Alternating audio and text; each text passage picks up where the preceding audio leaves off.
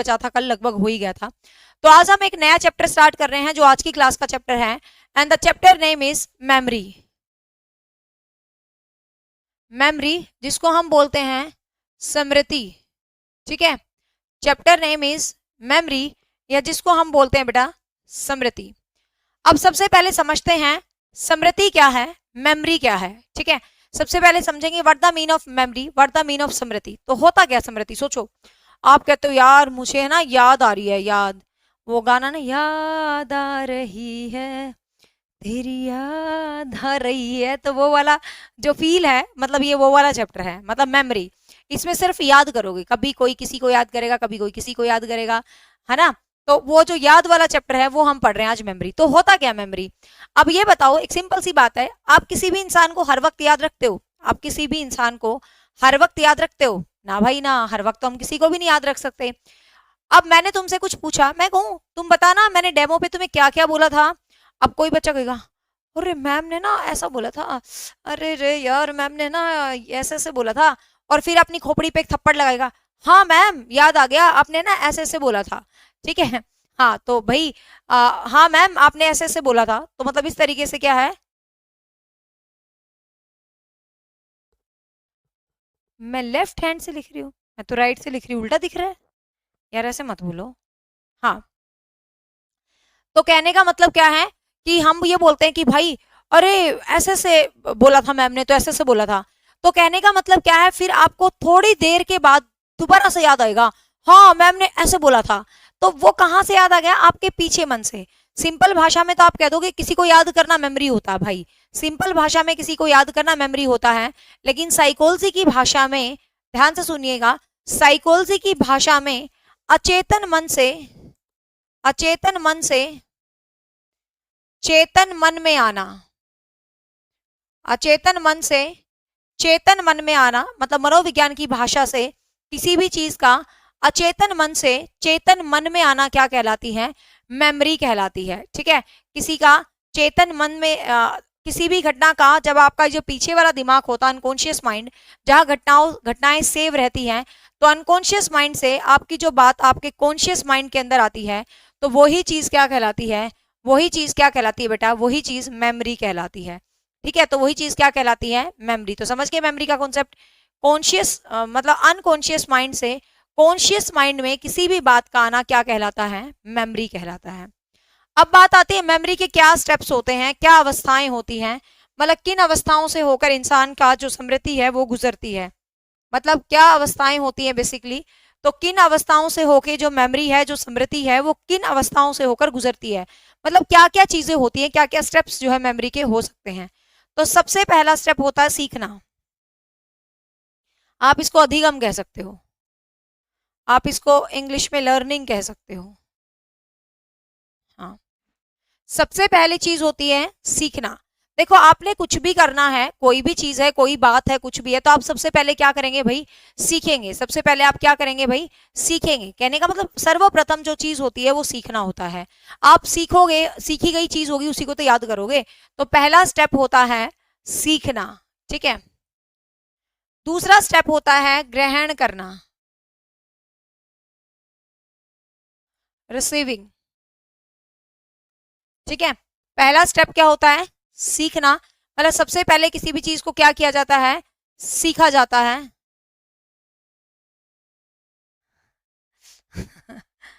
ठीक है, तो पहली चीज होती है सीखना, और दूसरी चीज होती है ग्रहण करना। अब आपने किसी भी चीज को सीख लिया तो आप क्या करते हो भाई, सीख के ग्रहण करोगे उसको, मतलब अपने दिमाग के अंदर, अपनी मेमोरी के अंदर, अपनी बात के अंदर आपने क्या कर लिया, ग्रहण कर लिया, या यू कैन से स्टोरेज कर लिया उसको, ठीक है। आपने उसको क्या कर लिया भाई, स्टोरेज कर लिया। शब्दों पे ध्यान देना, सीखने को एनकोडिंग भी कह सकते हो आप, ठीक है। सीखने को एनकोडिंग भी कह सकते हो। सबसे पहले आपने क्या करा भाई, चीजों को एनकोड किया, चीजों को सीखा, चीजों को ग्रहण किया, मतलब अधिगम किया, ठीक है, लर्निंग किया, एनकोडिंग किया। दूसरा जो स्टेप होता है वो होता है रिसीविंग। आपने चीजों को ग्रहण कर लिया, आपने चीजों को स्टोर कर लिया, मतलब क्या कर लिया, आपने ग्रहण कर लिया और आपने क्या कर लिया भाई, स्टोर कर लिया। तो ग्रहण करना या स्टोर करना, तो ये चीज मैटर करता है। सबसे पहले आपने ग्रहण करा, स्टोर करा, फिर आप थर्ड नंबर पे क्या करते हो, उसको पुनरुत्थान, पुनरुत्थान मतलब रिविजन टाइप, ठीक है ना। पुनरुत्थान मतलब किसी भी चीज को जब आप रिवाइज टाइप में करते हो, रिविजन टाइप में करते हो, तो उसको हम क्या बोलते हैं भाई, पुनरुत्थान बोलते हैं। तो थर्ड नंबर पे क्या होता है, किसी भी चीज को हम एक तरह से रिकॉल कह सकते हो आप इसको, ठीक है, रिकॉल इन इंग्लिश, रिकॉल। फिर आप उसको क्या करते हो, पुनः स्मरण करते हो, पुनः स्मरण शब्द भी लिख सकते हो। मैं सारे शब्द क्यों बता रही हूँ, पेपर में कोई भी शब्द लिखा आ सकता है आपको सीरीज में, तो आपको पता होना चाहिए। फिर हम क्या करेंगे भाई, पुनरुत्थान करेंगे या पुनः स्मरण करेंगे, मतलब किसी भी चीज को याद करेंगे, ठीक है, दोबारा से। जब हमें याद आ जाती है तो हमें वो चीज रिकॉल हो जाती है, हमें वो चीज याद आ गई तो हम उसको वेरीफाई कर लेते हैं, ठीक है, याद आ गई तो हम उसको क्या कर लेते हैं, जो चौथा स्टेप होता है वो होता है वेरिफिकेशन, ठीक है, वो होता है वेरीफाई करना, मतलब सत्यापन करना, या इसको याद आना भी लिख सकते हो। और चौथा स्टेप होता है किसी भी चीज का याद आना, ठीक है, किसी भी चीज का याद आना, वेरीफाई करना, सत्यापन करना, ये क्या होता है, चौथा स्टेप होता है। दोबारा रिपीट कर देती हूँ, ये क्वेश्चन बहुत बार रिपीटेडली क्वेश्चन है जो एग्जाम में पूछा जाता है कि मेमोरी के क्या स्टेप होते हैं, मेमोरी की क्या अवस्थाएं होती हैं, किसी भी इंसान को मेमोरी किस तरीके से आती है, ठीक है। तो सबसे पहले आप क्या कर रहे हो, एनकोडिंग, सबसे पहले चीजों को सीख रहे हो, ग्रहण कर मतलब सीख रहे हो, लर्न कर रहे हो, अधिगम कर रहे हो, एनकोडिंग कर रहे हो, कुछ भी हो सकता है, संकेतन वर्ड भी यूज हो सकता है इसके लिए, संकेतन, ठीक है। सबसे पहले यहाँ पर आपको कुछ भी शब्द दे सकता है, संकेतन भी दे सकता है, सीखना भी दे सकता है, अधिगम भी दे सकता है, कुछ भी दे सकता है। दूसरे नंबर पे आप चीज को क्या करोगे, ग्रहण करोगे, मतलब आप चीज को रिसीव करोगे। रिसीव करने का मतलब आपने जो सीखा है, समझा, उसको आपने अपने अंदर क्या कर लिया भाई, रिसीव कर लिया, स्टोर कर लिया और ग्रहण कर लिया। तीसरे नंबर पे आप क्या करोगे, तीसरे नंबर पे आप पुनरुत्थान, मतलब तीसरे नंबर पे आप क्या करोगे, रिवीजन करोगे। आपने जो चीज को सीखा है, ग्रहण किया, तो आप उसको क्या कर रहे हो भाई, आप उसको रिवाइज कर रहे हो, आप उसको क्या कर रहे हो, आप उसको रिवाइज कर रहे हो, पुनरुत्थान कर रहे हो, उसको रिकॉल कर रहे हो, पुनर्स्मरण कर रहे हो। फिर जब आपने उसको रिकॉल कर लिया तो वो होता है लास्ट स्टेप, याद आना। आपको पहचान में आ गई कि यही बात मैम ने पूछी थी, आपको बात याद आ गई, आपने उसको वेरीफाई कर लिया, तो चौथा स्टेप क्या है, याद आना, और याद आना ही क्या होता है, मेमोरी होता है, ठीक है। तो ये जो है मेमोरी के क्या है भाई, स्टेप है, मतलब किसी भी इंसान में जो मेमोरी होती है वो इस तरीके से क्या करती रहती है भाई, मूव करती है, किसी भी इंसान की जो मेमोरी होती है, ठीक है। हाँ, क्लियर हुआ, यस नीलम, राइट। देखिए अब आते हैं type of memory, types of memory, स्मृति के प्रकार, टाइप ऑफ मेमोरी, स्मृति के प्रकार, very very important section of our class, स्मृति के प्रकार या मेमोरी के टाइप। अब मेमोरी के टाइप कौन कौन से होते हैं सुन लीजिए। जो मुख्य रूप से है मेमोरी के टाइप वो करते हैं पहले, फिर कुछ अन्य टाइप करेंगे। सबसे पहले है संवेदी प्रेरक स्मृति, संवेदी प्रेरक स्मृति, सेंसोरी मेमोरी। सबसे पहले होती है संवेदी प्रेरक स्मृति, सेंसोरी मेमोरी। अल्बर्ट वंडूरा के सिद्धांत में लास्ट में इवेल्युएशन चला जाता है, ठीक है, दो स्टेप बदल जाते हैं। सबसे पहले अटेंशन होता है, उसमें अटेंशन शब्द यूज किया वंडूरा ने। देखिए सबसे पहली स्मृति है संवेदी पेशीय स्मृति, संवेदी प्रेरक स्मृति, या फिर उसको हम बोलते हैं सेंसोरी मेमोरी, ठीक है, या हम उसको बोलते हैं सेंसोरी मेमोरी। अब सबसे पहले देख लेते हैं कि सेंसोरी मेमोरी क्या होती है, संवेदी पेशीय संवेदी प्रेरक स्मृति क्या होती है, तो उस चीज को याद करते हैं। तो देखिए जब सेंसेस शब्द आ जाता है तो समझ लेना ये आपकी इंद्रियों से रिलेटेड है। ये किससे रिलेटेड है, इंद्रिय। अब तुम है ना क्लास की भी बात कर लो,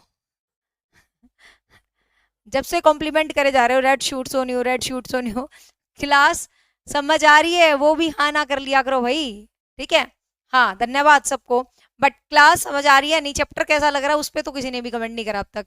देखो संवेदी प्रेरक स्मृति, सेंसोरी मेमोरी। अब सेंसोरी मेमोरी का मतलब क्या होता है, सेंसोरी मेमोरी मतलब मेमोरी रिलेटेड टू सेंसेस, जो आपके इंद्रियों से रिलेट होती है। अब इंद्रियों से रिलेटेड क्या है, जैसे कि किसी चीज को आप चख के याद करते हो, मान लो आपको अपने शहर के गोलगप्पे बहुत पसंद थे, मतलब कहते हैं ना किसी दुकान की खाना हमें बहुत पसंद होता है, और कई बार हम जब दूसरी जगह पे जाते हैं इत्तेफाकन वैसा टेस्ट हमें मिलता। तो हम ये बोलते ना, यार इसके गोलगप्पे का पानी का टेस्ट ना बिल्कुल वैसा ही है जैसा हमारे दादरी में बीकानेर के पानी का टेस्ट था।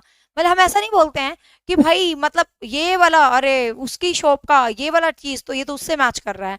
तो जब हम ऐसे मिक्स मैच करके कंटेंट बना देते हैं खाने पीने का, तो वो जो चीज है वो किसने याद करी, वो मेरी जीभ ने याद करी। तो वो किसने याद करी, मेरी टंग ने याद करी। तो वो सेंसोरी मेमोरी है। इसके अंदर को घटनाएं, कुछ भी बात आपके दिमाग में सेव नहीं रहती। सेंसेस के आधार पे आप किसी भी चीज को याद कर लेते हो। तो जब सेंसेस के आधार पे आप याद कर लेते हो तो इसको हम क्या बोलते हो, तो इसको हम क्या बोलते हैं भाई, सेंसरी मेमोरी, संवेदी पेशीय स्मृति। ठीक है, तो क्या बोलते हैं, संवेदी पेशीय स्मृति। तो ये फर्स्ट इंपॉर्टेंट जो है मेमोरी का टाइप है जिसको हम क्या बोलते हैं, सेंसोरी मेमोरी। और ये बेसिकली इंपॉर्टेंट है। मतलब ये मेमोरी कैसे भी हो सकती है, किसी चीज को स्पर्श करके हमें याद आ सकता है कि ये चीज कैसी थी। ठीक है, किसी चीज को मतलब सुन के हमें याद आ सकती है। कहते हैं ना, किसी कोई बात सुन ले, फिर कोई बात सुन ले किसी की, फिर उस बात को सुन के हमें अपनी बात याद आ जाती है। तो ऐसे भी करके हम याद आ जाते हैं। ठीक है, तो मतलब किसी भी चीज को सुन सान के अच्छा जी दीपिका, ठीक है। तो सेंसोरी मेमोरी, तो ये ध्यान रखना। तो ये मेमोरी किससे रिलेटेड होती है, सेंसेस से रिलेटेड होती है। हाँ, सेकंड है short term memory. Short term memory, short term memory जिसको आप क्या बोलते हो, लघुकालीन स्मृति।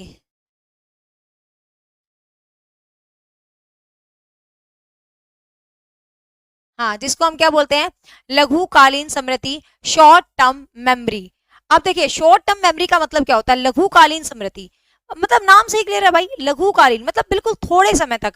कोई भी बात जब थोड़े समय तक आपको याद रहती है, मतलब बिल्कुल शॉर्ट टाइम तक कोई भी बात आपको याद रहती है, तो उसको हम बेटा क्या बोलते हैं, शॉर्ट टर्म मेमोरी बोलते हैं। जो थोड़े समय तक आपको याद रहती है तो उसको हम क्या बोलते हैं, शॉर्ट टर्म मेमोरी बोलते हैं। तो ध्यान रखना, क्वेश्चन आता है कितने समय तक, तो 20 से 30 सेकंड तक आपको जब कोई बात याद रहती है, मतलब इसमें घटनाएं कुछ सेकंड के लिए दिमाग में भंडारित होती हैं, मतलब ज्यादा समय के लिए भंडारित नहीं होती, अस्थायी रूप से होती है घटना, मतलब अस्थायी रूप से भंडारित होती हैं। और मतलब कुछ अस्थायी रूप से, अब ये चाट पकौड़े की बातें मत करो, मुंह में पानी आ जाएगा, भूख लग रही है। ठीक है, तो शॉर्ट टर्म मेमोरी, तो लघुकालीन स्मृति मतलब जो 20 से 30 सेकंड रहती है। तो टाइम याद रखना, 20 से 30 सेकंड जो है ये मेमोरी रहती है। ठीक है, कितनी रहती है भाई, 20 से 30 सेकंड ये मेमोरी जो है रहती है। तो इसको हम क्या बोलते हैं, शॉर्ट टर्म मेमोरी। तो इसको हम क्या बोलते हैं, शॉर्ट टर्म मेमोरी जो हम इसको बोलते हैं। ठीक है, लघुकालीन स्मृति।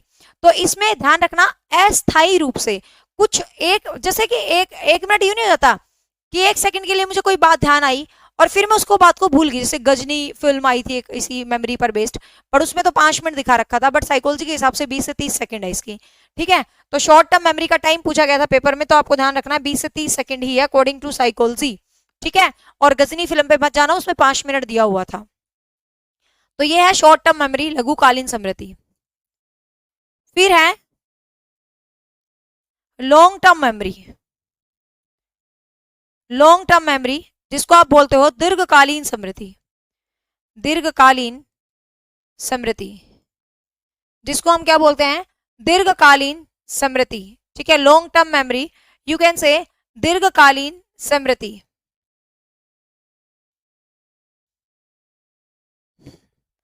दीर्घकालीन स्मृति, लॉन्ग टर्म मेमोरी।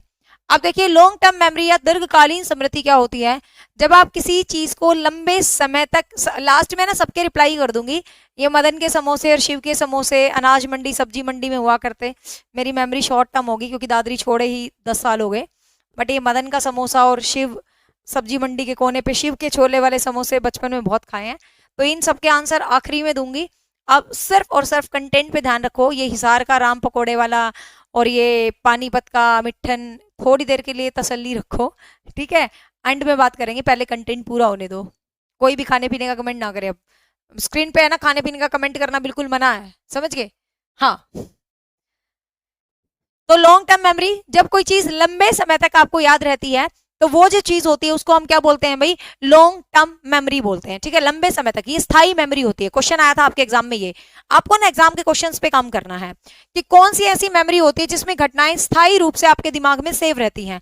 तो भाई लंबी मेमोरी है, लंबी टर्म की मेमोरी है तो सीधी सी बात है, घटनाएं स्थायी रूप से आपके दिमाग में सेट रहती हैं। किसके अंदर भाई? लॉन्ग टर्म मेमोरी के अंदर। ठीक है, तो लॉन्ग टर्म मेमोरी में घटनाएं काफी लंबे समय तक आपके दिमाग में permanently you can say set रह जाती हैं। तो इसको हम स्टैटिक मेमोरी भी बोल देते हैं, इसको हम परमानेंट मेमोरी भी बोल देते हैं। ठीक है, परमानेंट मेमोरी भी बोलते हैं, इसको हम स्टैटिक मेमोरी भी बोलते हैं। ठीक है, तो परमानेंट या स्टैटिक मेमोरी इसी को बोलते हैं भाई, लॉन्ग टर्म मेमोरी को। ठीक है, चौथे नंबर पे है, दो मेमोरी हैं, वो दोनों बिल्कुल सेम होती हैं, थोड़ा सा उनका डिफरेंस समझना। एक होती है एपिसोडिक मेमोरी, एपिसोडिक मेमोरी जिसको हम बोलते हैं घटनात्मक स्मृति।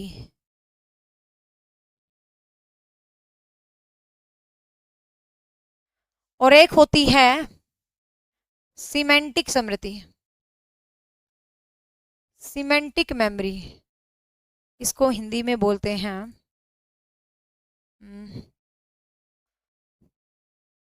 सिमेंटिक मेमोरी को हिंदी में क्या बोलते थे, एक सेकेंड। हाँ, सिमेंटिक मेमोरी को हिंदी में बोलते हैं अर्थगत स्मृति, और इन दोनों को मिला के बोलते हैं घोषणात्मक स्मृति, घोषणात्मक स्मृति, डिक्लेरेटिव। ठीक है,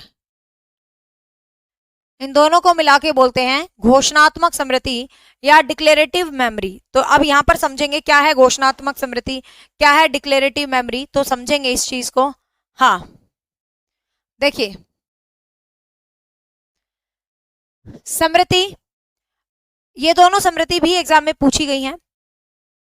एक है सिमेंटिक जिसको घटनात्मक मेमोरी, देखो ये है ना लॉन्ग टर्म के ही भाग है, कहीं ना कहीं ये लॉन्ग टर्म मेमोरी के ही पार्ट है, मतलब ये लंबी ही मेमोरी होती है। अब इनमें फर्क क्या होता है? घटनात्मक मेमोरी के अंदर तो क्या होती है, आपको कोई घटनाएं लंबे समय तक याद रहती है, कोई इवेंट, मतलब जैसे मान लो आपकी शादी में कुछ इवेंट हुआ हो खास, जैसे मेरी शादी में बारिश आई थी, कईयों की शादी में आती हो तो छोड़ो, मतलब किसी की शादी में कुछ भूचाल आ गया हो, मतलब कुछ अलग खास हुआ हो, तो तुम्हें याद रहेगा यार मेरी शादी में ना ऐसा ऐसा हुआ था। मतलब किसी के कोई खास इवेंट बन जाता है किसी की जिंदगी में, जैसे मुझे ध्यान है कोई भी, हाँ, एक बार है ना एस्टेट, शायद 2012-13 कब की बात है, 13 की बात होगी मेरे ख्याल से।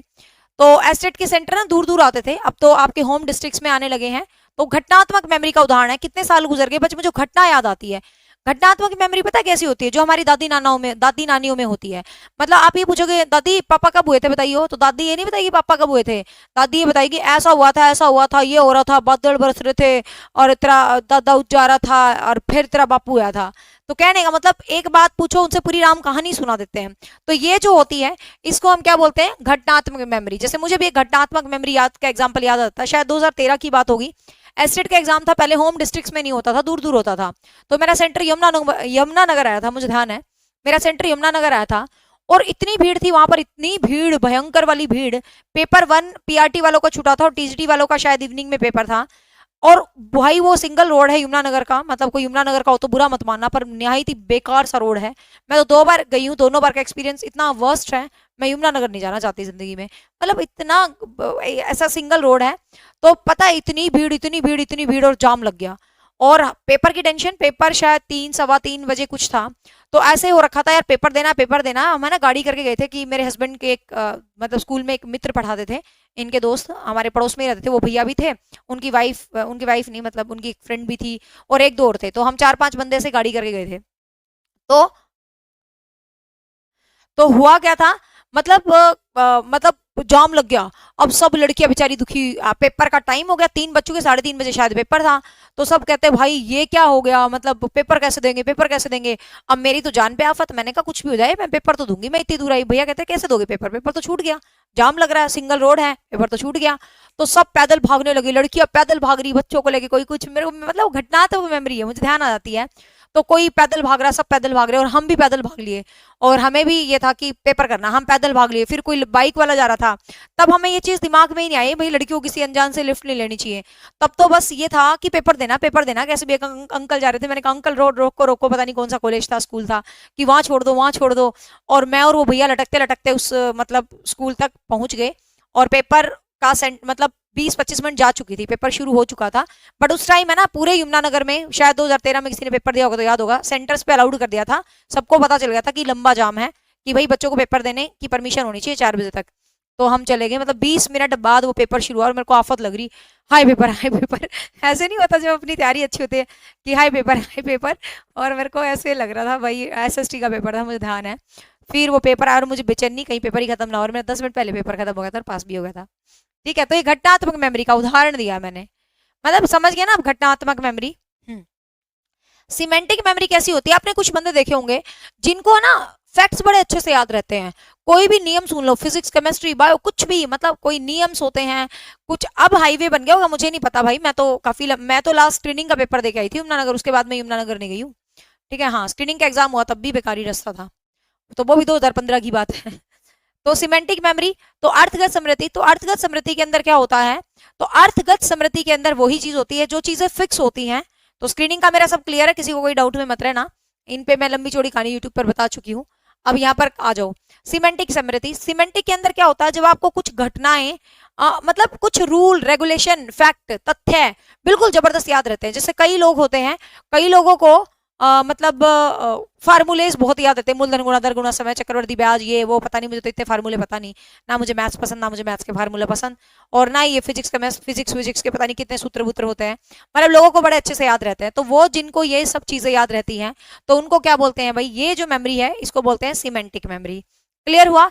और इन दोनों मेमोरीज को मिला के क्या कहा जाता है भाई, डिक्लेरेटिव स्मृति या घोषणात्मक स्मृति। ठीक है, डिक्लेरेटिव जिसमें कोई तारीख वारीख, यदि स्पेशल तुमसे पूछ रहे डिक्लेरेटिव क्या होता है, तो डिक्लेरेटिव ऐसे होता है, जैसे मैं कहूँ 15 अगस्त 1947 को हमारा देश आजाद हुआ था, तो ये डिक्लेरेटिव मेमोरी का होता है, मतलब जो फिक्स बातों पर आधारित होती है। तो इस डिक्लेरेटिव को 2 भागों में बांट दिया भाई, एक तो एपिसोड से रिलेटेड होती है और दूसरी कौन सी होती है, अर्थगत होती है, सिमेंटिक होती है। अब कुछ ये मेन 5 मेमोरी है जो आपको हर एक बुक के अंदर मिलेंगी। अब इसके अलावा कुछ और मेमोरीज याद कर लेते हैं। एक है flash bulb memory. Flash bulb memory ये उसी साल एस्टेट के एग्जाम में आई थी, उसी साल, और जब मुझे क्वेश्चन आता नहीं था, मैं उल्टा सीधा तुक्का मार के आई थी। ठीक है, देखो फ्लैश बल्ब मेमोरी, क्योंकि मैंने पढ़ाना 2014 से शुरू किया था। फ्लैश बल्ब मेमोरी, अब जो फ्लैश बल्ब मेमोरी है, मतलब साइकोलॉजी पढ़ाना, फ्लैश बल्ब मेमोरी के अंदर क्या होता है, इस मेमोरी के अंदर आपने देखा हो, किसी बंदे से आप कुछ पूछो तो वो ये कहेगा कि ये चीज है ना उस दिन, उस दिनांक, उस तारीख, उस जगह, उस वार हुई थी। आपने बहुत सारे लोग ऐसे देखे होंगे ना कि ये गोल्डी ने कमेंट किया है, मैम शादी अपने आप में इतनी बड़ी दुर्घटना है जो भूलने वाली नहीं है। वाह भाई वाह। फ्लैश बल्ब मेमोरी, मुझे लग रहा है ब्याह से दुखी हो रहा है।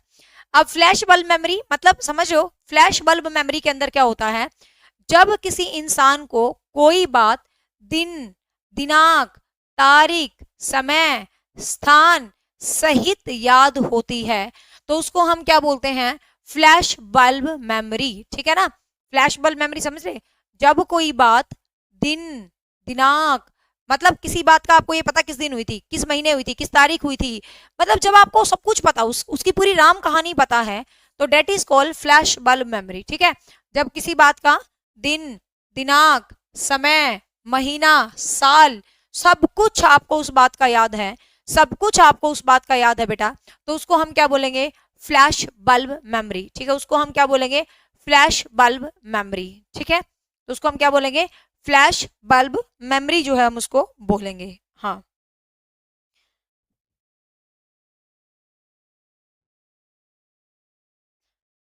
बाकी एक्टिव मेमोरी होती है, एक पैसिव मेमोरी होती है, एक होती है एक्टिव मेमोरी। एक्टिव मेमोरी, सक्रिय स्मृति।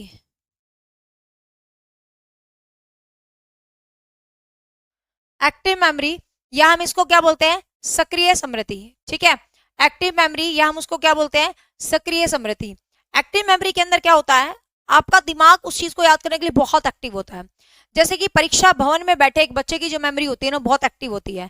आप पूरी कोचिंग के दौरान इतना नहीं पढ़ोगे, पूरी कोचिंग के दौरान आप इतना नहीं पढ़ोगे जितना अकेला उस पेपर के अंदर पढ़ लोगे। ठीक है, हाँ, जितना अकेला आप उस पेपर में पढ़ोगे ना, मतलब उस पेपर के 2.5 घंटे में तुम इतना दिमाग घुमा दोगे जितना तुम इस पूरी कोचिंग के 2.5 महीने में नहीं घुमाओगे, है ना। तो ये जो चीज है, ये जो चीज है उसको हम क्या बोलते हैं, उसको हम एक्टिव मेमोरी बोलते हैं, ठीक है। उसको हम क्या बोलते हैं भाई, एक्टिव मेमोरी बोलते हैं, जिसमें आपको चीजें सक्रिय दिमाग लगा के याद करनी पड़ती हैं, तो उसको हम एक्टिव मेमोरी बोलते हैं। फिर है पैसिव मेमोरी, जिसको हम बोलते हैं निष्क्रिय स्मृति। पैसिव मेमोरी, पैसिव मेमोरी क्या होता है, जब किसी बात पर मतलब बिना बिना प्रेशर डाले आपको कोई चीज याद हो जाती है, मतलब आपका दिमाग एक्टिव नहीं है, बिल्कुल भी आपका दिमाग एक्टिव नहीं है, लेकिन आपको मतलब दिमाग एक्टिव नहीं है बट आपको चीजें एकदम से याद आ जाती है, चाहे वो चीज आपके सामने है नहीं है, कोई भी बात है, कुछ भी है। जैसे कि हम ये बोलते हैं कि लाइक इमली, अब कोई बंदा कहते इमली खाई है, तो मतलब उसने यही तो बोला इमली खाई है, बट हमने उस इमली के टेस्ट को, पर वो सेंसेस में चला जाएगा, सेंसोरी में जाएगा वो। एक्टिव मेमोरी, पैसिव मेमोरी का मतलब क्या है, बिना दिमाग पे प्रेशर डाल के जब आपको कोई चीज याद रहती है, जैसे आपको अपनी डेट ऑफ बर्थ, अब कोई आपसे पूछा भैया आपकी डेट ऑफ बर्थ क्या है, तो हम 1 सेकंड भी नहीं लगाऊंगी, मैं कह दूंगी भाई 31 जनवरी, ठीक है।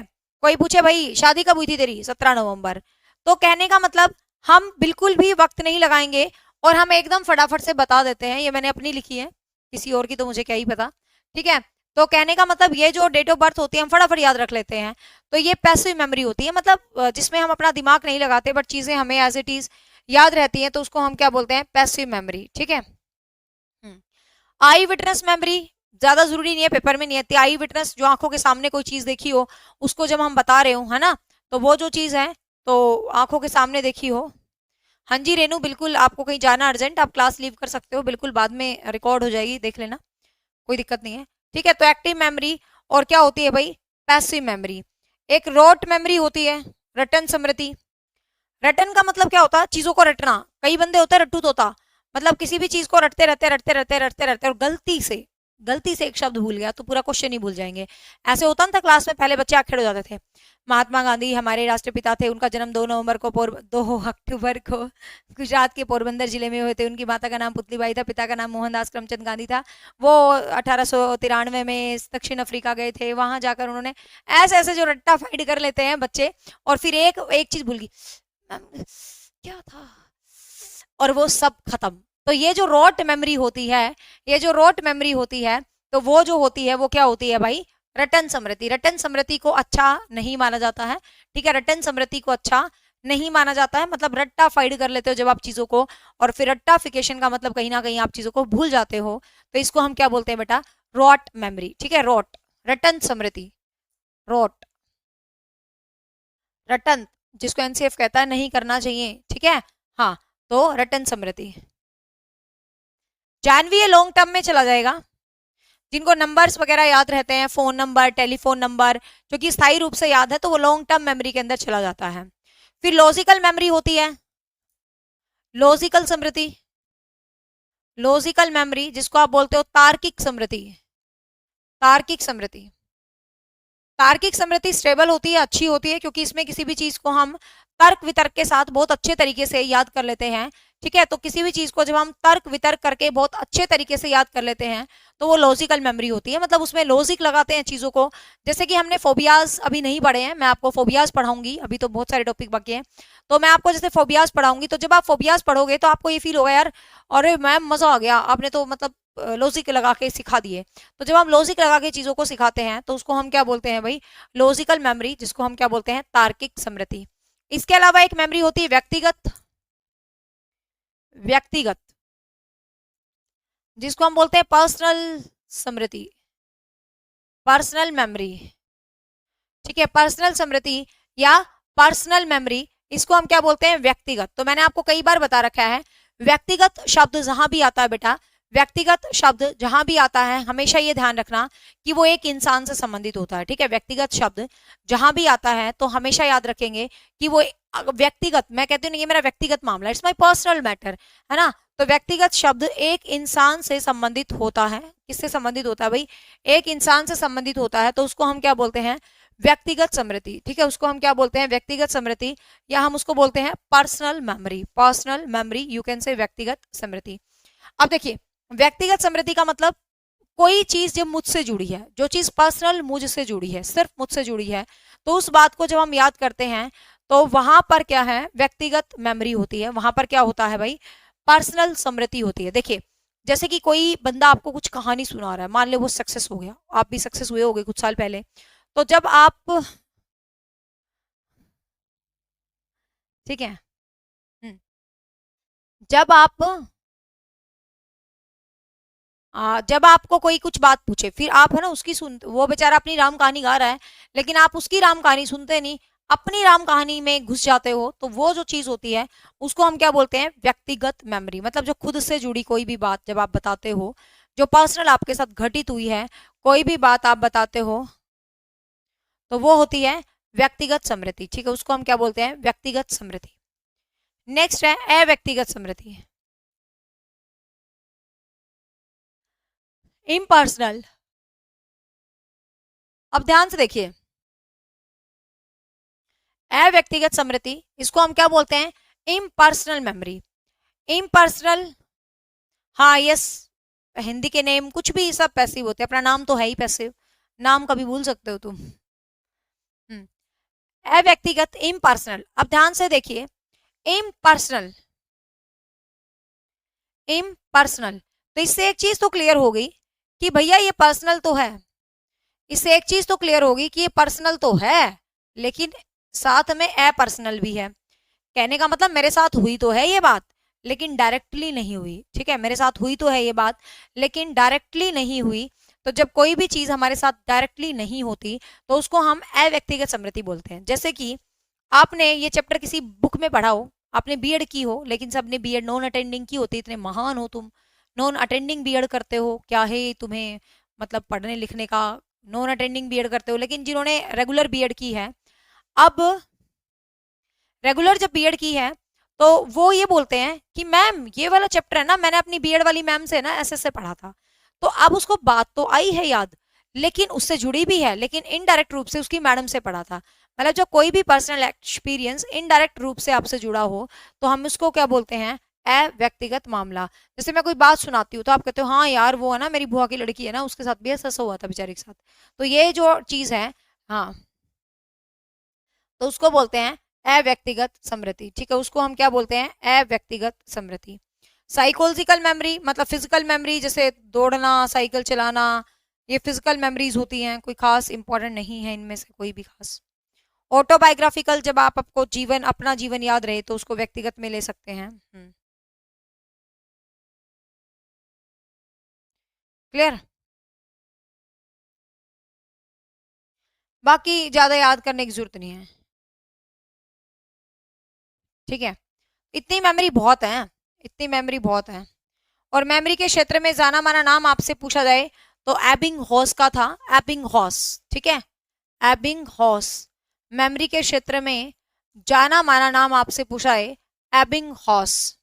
क्वेश्चन पूछ ले अच्छी मेमोरी क्या होती है, अच्छी मेमोरी होती है घटनाओं को याद रखना लंबे समय तक, बुरे अनुभव को भूल जाना। ध्यान रखना, बुरे अनुभव को भूलना भी अच्छी मेमोरी का उदाहरण होता है। बुरे एक्सपीरियंसेस को जब आप भूल जाते हो ना, तो वो अच्छी मेमोरी होती है। कहीं सोचो, क्योंकि आपके नेगेटिव एक्सपीरियंस उनको पकड़ के रहना अच्छी मेमोरी नहीं होता, उनको भूल जाना अच्छी मेमोरी होता है। ठीक है, हाँ, तो ये जो चीज है ये थी भाई ऑल टाइप ऑफ मेमोरी। ठीक है, ये चीज है all type of memory, memory के सभी प्रकार ये थे। तो मेमोरी हमारा हो गया, क्रिएटिविटी हमारा खत्म हो गया। क्रिएटिविटी के अंदर एक क्वेश्चन और ऐड करना है तो कर लो। क्वेश्चन आए, क्रिएटिविटी मापन की जो विधियां हैं, जो हमने नाम पढ़े हैं, मतलब क्रिएटिविटी मेजरमेंट सबसे पहले किसने शुरू किया था, तो मैकलीन ने किया था, बस इतना सा याद रखना। क्रिएटिविटी जो मापन था वो सबसे पहले किसने शुरू किया था, तो क्रिएटिविटी मापन सबसे पहले मैकलीन ने शुरू किया था। डेट्स इट, और कोई याद करने की जरूरत नहीं है। ठीक है भाई, तो ये थे क्रिएटिविटी एंड स्मृति। तो एंड होप सो गाइज आपको ये क्रिएटिविटी और स्मृति पसंद आई होगी। थैंक यू सो मच, आज के लिए इतना ही काफी। और लास्ट में आपके क्वेश्चंस का रिप्लाई कर देती हूँ। आप पूरे, एक तो मुझे लगता है रेड कलर पे बैन लगाना पड़ेगा, मैं कौन सी देवानंद लग रही हूँ जो देवानंद के ब्लैक व्हाइट पे बैन लगा रखा था। तो एक तो तुमने आज लाल लाल लाल लाल लाल लाल दिल बना बना के पूरा कमेंट बॉक्स भर दिया, पर फिर भी मैं देखो कितने आराम से पढ़ाती रही हूँ, मैंने तुम्हारे किसी भी चैट पे ध्यान नहीं दिया। बट स्टिल क्या बात, देवानंद की तरह देवानंद को ब्लैक व्हाइट पे बैन लगवाया था, मुझे लाल पे लगवाओगे क्या तुम? ठीक है, चलो ये तो मजाक की बात है, थैंक यू सो मच। दूसरी बात, कुछ बच्चे पूछे मैम आप कहाँ से हो, कहाँ से हो? यार मतलब मैं बेसिकली पानीपत से हूँ, सबको पता है, आई एम फ्रॉम पानीपत।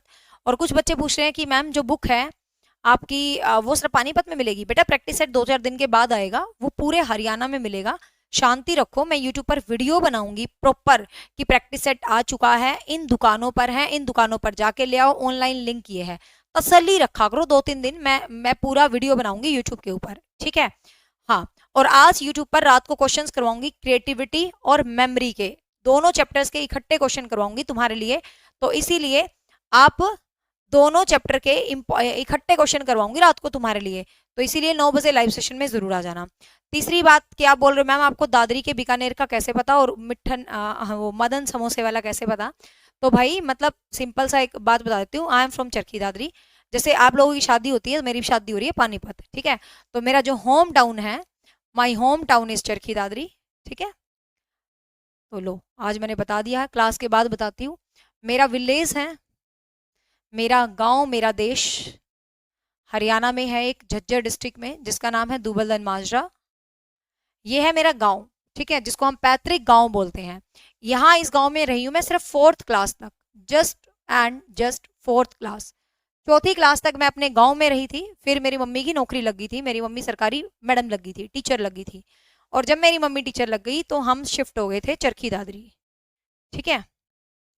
हमने गांव छोड़ दिया था, हमारा गांव मतलब बंद पड़ा था, दादा दादी रहते थे, फिर वो भी हमारे पास आ गए थे बाद में। फिर हम शिफ्ट हो गए थे चरखी दादरी। तो बेसिकली आपको पता, 4th क्लास का बच्चा वही 10 से 1 साल का होगा। तो लेकिन मेरे गांव से मेरा आज भी उतना ही अटैचमेंट है, हम जाते रहते थे, दादा दादी रहते थे, चाचा भी रहते थे, तो ऐसा नहीं है, ये भी हमारा बहुत रहा है अच्छे तरीके से। बट स्पेशली यदि कोई मुझसे पूछता है मैम आपका होम टाउन कौन सा है, तो चरखी दादरी। अब चरखी दादरी में सारी उम्र हमने क्या करा है? हमने बीकानेर के गोलगप्पे ही तो खाए हैं। अब लेकिन फिर मेरे मम्मी पापा पानीपत शिफ्ट हो गए थे, तो दादरी भी हमने छोड़े हुए पूरे 8 साल गुजर चुके हैं। 8 साल से हमारा दादरी से कोई नाता नहीं है। अब हम पूरे तरीके से रहते हैं पानीपत में, ठीक है? आज आपके सभी क्वेश्चंस का जवाब मिल गया होगा। तो मैंने जिंदगी के 25 साल जो गुजारे हैं, मतलब 25 तो नहीं मतलब 20 साल जो गुजारे हैं, तो वो दादरी में गुजारे हैं। तो सोच सकते हो दादरी की हर गली, हर मोहल्ला, हर सड़क, हर स्कूल, हर कॉलेज, हर जनता कॉलेज, हर एपीजे कॉलेज, हर वैश्य स्कूल की गलियां, हर गवर्नमेंट स्कूल की गलियां, हर बीकानेर समोसे वाला, हर शिव समोसे वाला, हर मदन, हर एक दादरी का चप्पा चप्पा हमने छान रखा है, ठीक है? सारी उम्र हम फिरते थे और क्या करते थे कॉलेजों में, ठीक है भाई? तो बाय बाय, टेक केयर, मिलते हैं हिंदी क्लास में। क्योंकि आज पूरे कमेंट सेक्शन के दौरान यही डाउट था आपका कि मैम आपको दादरी का कैसे पता, आपको पानीपत का कैसे पता, दादरी का कैसे पता, दूधन का कैसे पता? तो लो भाई, इट्स ऑल अबाउट